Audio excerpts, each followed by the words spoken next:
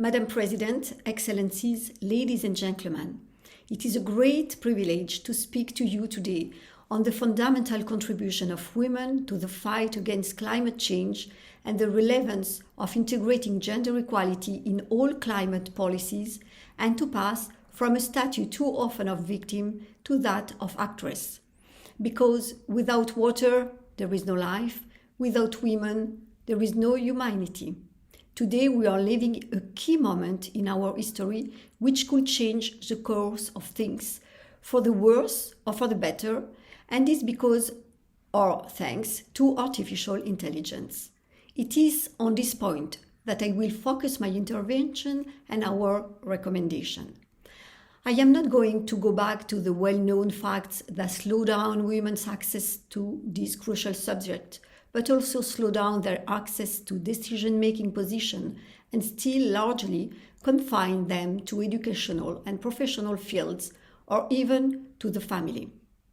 In 1995, I founded the NGO Arborus with a mission to build methodological tools aimed at implementing new organizational models for a better world based on gender equality and inclusion. For that, we launched an international standard called GES, Gender Equality European and International Standard.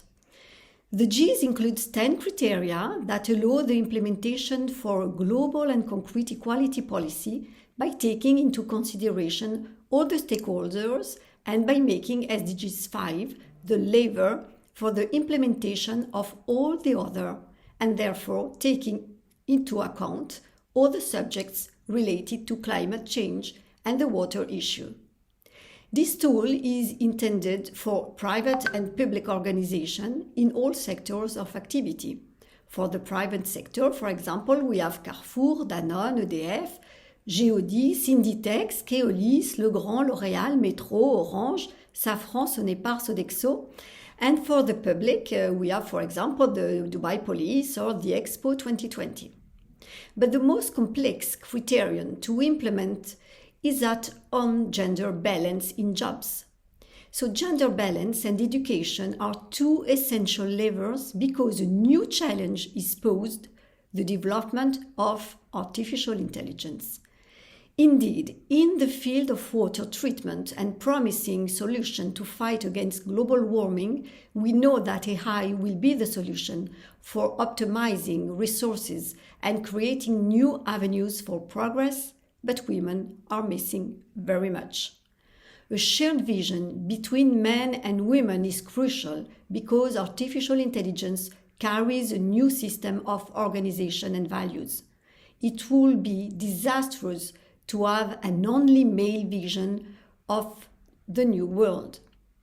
In order to prevent this risk, we launched the first international charter for an inclusive AI under the French government high patronage and the ambassador of the UN Women Generation Equality Forum, Delphine O, to aware companies and institutions, and an extension of the GES with the GES AI label.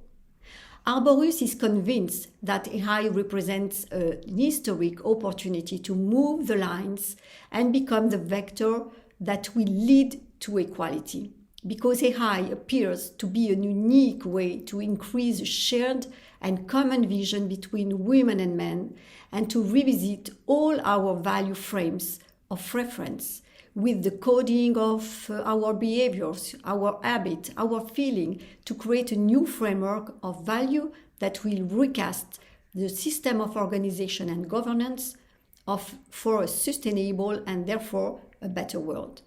Thus, our recommendation is to make the promise of AI an opportunity and a factor of emancipation and equality oriented toward technological progress for a livable world.